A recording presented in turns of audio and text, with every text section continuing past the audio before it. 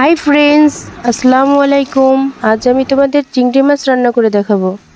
প্রথমে কড়াইতে আমি একটু তেল দিয়ে নিলাম, তারপর কিছু পেঁয়াজ কুচি দিলাম।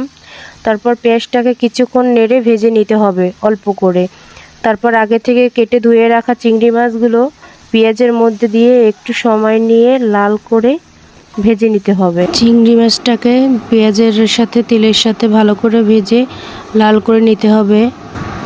একটু সময় নিয়ে চিংড়ি মাছটা ভালো করে ভেজে নিতে হবে, যেন চিংড়ি মাছটা কাঁচা ভাবটা না থাকে।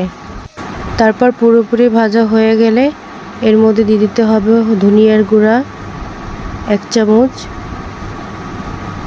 মরিচ 1 চামচ, একটু হলুদ,